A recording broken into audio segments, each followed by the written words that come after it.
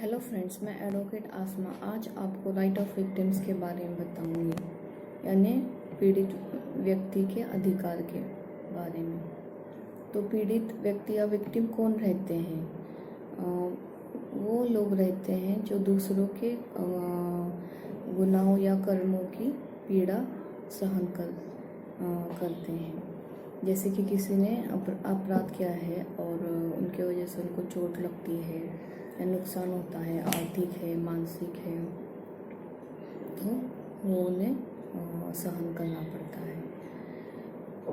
तो ये rights of victim जानना हमारे लिए बहुत ज़रूरी है। तो पहला राइट है राइट टू अटेंड प्रोसीडिंग। तो जब क्राइम होता है तो कंप्लेंट फाइल की जाती है या रिपोर्ट किया जाता है क्राइम, और उसके बाद क्रिमिनल प्रोसीडिंग शुरू हो जाती है कोर्ट में।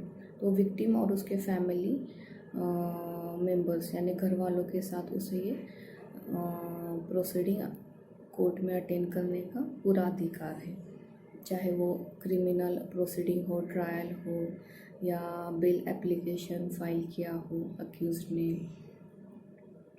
अपील हो, पैरोल के लिए एप्लीकेशन फाइल किया, तो हियरिंग्स अटेंड करना उसे उसका पूरा अधिकार है। तो वो हियरिंग वो चाहे अपने फैमिली मेम्बर्स के साथ अटेंड कर सकता है, चाहे अपने वकील के साथ। नेक्स्ट है right to be heard. Victim को अपना बयान कोर्ट में पेश करने का पूरा अधिकार है, चाहे वो रिटर्न में दे या हाजिर होकर ओरली दे, या इलेक्ट्रॉनिक फॉर्म में जैसे वीडियो रिकॉर्डिंग या ऑडियो रिकॉर्डिंग करके अपना वो पूरी हकीकत बयान कर सकता है और अक्यूज्ड को सख्त से सख्त सज़ा दिलवाने का प्रयास कर सकता है। नेक्स्ट है राइट टू इंफॉर्मेशन। कोर्ट द्वारा पीड़ित या विक्टिम को सब ज़रूरी बातें जानने का पूरा अधिकार है, जैसे अक्यूज्ड को अरेस्ट किया या नहीं, फिर उसने बेल के लिए एप्लीकेशन फाइल किया है या नहीं, उसको बेल पे रिलीज़ किया क्या, बेल को कौन सी कंडीशन पे रिलीज़ किया, अगर पैरोल पर रिलीज़ किया है तो कौन सी कंडीशन पे किया है, और अगर सज़ा हुई तो क्या सज़ा हुई है, फ़ाइन हुआ या नहीं, या विक्टिम को कंपेंसेशन कोर्ट ने ऑर्डर पास किया है नहीं। ये बातें जानकारी मिलना विक्टिम के लिए बहुत ज़रूरी है। अगर उसने अपील की है तो कहाँ की है, कौन से कोर्ट में की है, तो जो भी प्रोसीडिंग का स्टेटस है तो वो जानना विक्टिम के लिए ज़रूरी है। तो नेक्स्ट है राइट टू रेस्टिट्यूशन। तो अक्यूज्ड की वजह से जो भी विक्टिम को चोट पहुंचती है, हानि पहुंचती है, मानसिक है, आर्थिक है, शारीरिक है, तो उस पीड़ित व्यक्ति को उसका मुआवजा देना पड़ता है। तो पेमेंट करना पड़ता है, प्रॉपर्टी अगर ख़राब की तो रिपेयर करना पड़ता है या रिकवर कर सकता है प्रॉपर्टी। तो विक्टिम एक्यूज से कौन से लॉस रिकवर कर सकता है, जैसे मेडिकल एक्सपेंसेस, अगर चोट लगती है तो डॉक्टर की कंसल्टेंट फ़ी है, दवाई के चार्जेस है, अगर थेरेपी का है तो थेरेपी के कॉस्ट है, एडमिट करने के हॉस्पिटलाइजेशन के चार्जेस है। नेक्स्ट काउंसलिंग एक्सपेंसेस, अगर वो लॉयर हायर करता है काउंसलिंग के लिए और उसके चार्जेस उसको रिकवर कर सकता है।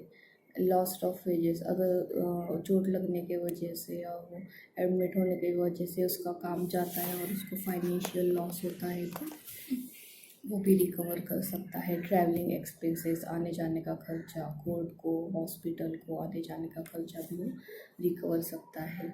लॉस्ट और डैमेज ऑफ प्रॉपर्टी को जो हानि पहुंची, नुकसान हुआ है, उसकी भरपाई भी उससे ले सकता है। नेक्स्ट है राइट टू स्पीडी ट्रायल।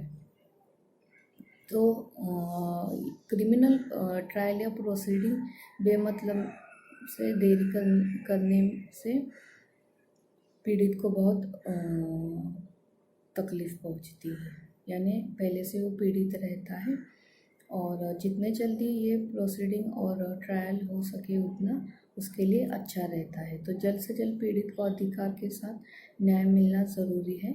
तो पीड़ित को राइट टू स्पीडी ट्रायल अधिकार है। तो नेक्स्ट है राइट टू कंपनसेशन, ये इम्पोर्टेंट है। तो अंडर सेक्शन 357 ऑफ CRPC जब भी जजमेंट पास किया जाता है, कुछ भी सेंटेंस पास होता है, सज़ा मिलती है अक्यूज्ड को, उसके साथ फाइन का भी ऑर्डर पास किया जाता है। तो फाइन थोड़े पार्ट में या पूरा कंपनसेशन के लिए भी कंपनसेशन पे करने के लिए कोर्ट ऑर्डर पास करता है। तो भरपाई के लिए रहता है। तो कौन कौन सी चीज़ इसमें कवर होती है, जैसे प्रोसिक्यूशन एक्सपेंसेस, जो भी विक्टिम को प्रोसिक्यूशन का एक्सपेंस हुआ है या हमारे सरकार को हुआ है, तो वो उसमें से रिकवर कर सकते हैं। लॉस इंजरी हुई है उसको, तो लॉस और इंजरी एक तो कंपनसेशन में फाइन में से ले सकते हैं, नहीं तो सिविल कोर्ट से भी रिकवर कर सकते हैं। और कन्विक्शन, अगर अक्यूज्ड की मृत्यु हो जाती, विक्टिम की मृत्यु हो जाती है और अक्यूज्ड कन्विक्टेड हो जाता है, तो विक्टिम के घर वालों का लीगल या फैमिली मेम्बर्स या उसके लीगल हेल्थ जो रहते हैं, तो उनको ये कंपनसेशन कोर्ट ऑर्डर पास कर सकता है देने का। और ये फैटल एक्सीडेंट एक्ट 1855 में जो भी कंडीशन है, अगर वो फुलफिल होते हैं तो उसके लीगल हेल्थ घर वालों को वो कंपनसेशन मिलता है। फिर क्राइम है, जैसे ऑफेंसेस है, जैसे थेफ्ट है, क्रिमिनल ब्रीच ऑफ ट्रस्ट है, क्रिमिनल मिसअप्रोप्रिएशन प्रॉपर्टी है, चीटिंग है, स्टोलन प्रॉपर्टी है। तो इसमें बोनाफाइड परचेसर रहता है, यानी चोरी किया माल उस परचेसर को बेचा जाता है तो उसका लॉस होता है, तो उसको भी कंपनसेशन मिलना ज़रूरी है। तो यहाँ भी कोर्ट ऑर्डर पास करता है कि उस बोनाफाइड परचेस को कंपनसेशन पे किया जाए। नेक्स्ट है under section 357A victim compensation scheme. ये स्टेट और सेंट्रल गवर्नमेंट में मिलकर ये स्कीम बनाई है पीड़ित को कंपनसेशन पे करने के लिए। तो यहाँ विक्टिम के साथ उसके लीगल हेयर्स और फैमिली मेम्बर्स भी इंक्लूड है, और लॉस इंजरी और रिहेबिलिटेशन के लिए उसे कंपनसेशन मिलता है। रिहेबिलिटेशन यानी उसकी जो ट्रीटमेंट की जाती है, मेडिकल हो या थेरेपी की ट्रीटमेंट, रिहेबिलिट सेंटर में भेजा जाता है तो उसके एक्सपेंस रिकवर किए जाते हैं। तो इसके लिए डिस्ट्रिक्ट लीगल सर्विसेज अथॉरिटी और स्टेट लीगल सर्विस अथॉरिटी को अपॉइंट किया है। तो कंपनसेशन का अमाउंट यानी मुआवजा की रकम कितनी होनी चाहिए, तो वो कैलकुलेट करने के लिए इनको अपॉइंट किया है। नेक्स्ट कंडीशन है, जब अक्यूज नहीं मिलता या नहीं पकड़ा जाता पर पीड़ित व्यक्ति आके रिपोर्ट करता है क्राइम, तो उसे कंपनसेशन मिल सकता है। तो उसे DLCA यानी डिस्ट्रिक्ट लीगल सर्विसेज और SLCA स्टेट लीगल सर्विस की यहाँ अर्जी करनी पड़ती है और वहाँ से उसे कंपनसेशन मिल सकता है। तो कोर्ट का ऑर्डर पास करने के बाद और विक्टिम की अर्जी होने के बाद 2 महीने के अंदर DLCA और SLCA को इंक्वायरी करके कंपनसेशन देना पड़ता है।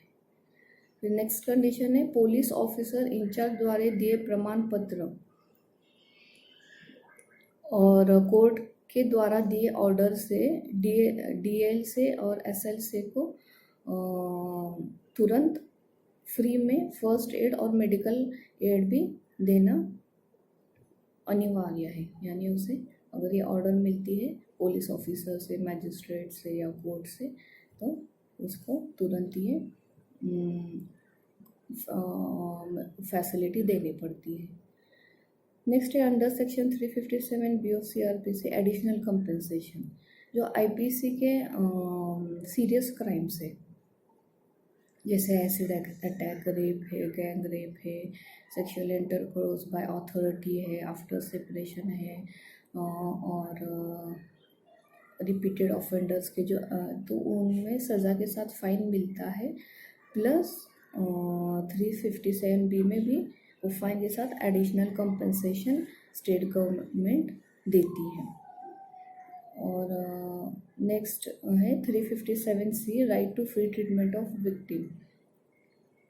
तो ये जो आईपीसी के सीरियस ऑफेंसेस है, तो इन ऑफेंसेस के लिए फ्री ट्रीटमेंट मिलती है, मेडिकल ट्रीटमेंट किसी भी हॉस्पिटल में, चाहे वो पब्लिक हो, प्राइवेट हो, या स्टेट गवर्नमेंट का, सेंट्रल गवर्नमेंट का हो, या प्राइवेट पर्सन से चलाया हुआ, फ्री ट्रीटमेंट मिलने का पूरा अधिकार है। और लास्ट है राइट टू इन्फोर्समेंट और रेमेडी ऑफ विक्टिम। पीड़ित को जो लीगल राइट्स है वो सिर्फ कागज़ पर नहीं रहना चाहिए, तो उनका अमल होना भी ज़रूरी है। इसे लागू या अमल करने की जिम्मेदारी प्रोसिक्यूशन यानी सरकारी अधिवक्ता और हमारे सरकार की है। तो सरकार और प्रोसिक्यूशन की मदद से पीड़ित को न्याय और उसका अधिकार जल्द से जल्द मिल सकता है। तो और कुछ इसके बारे में आपको जानकारी चाहिए तो कमेंट बॉक्स में बताओ। मेरे वीडियो को लाइक और सब्सक्राइब करो। Thank you.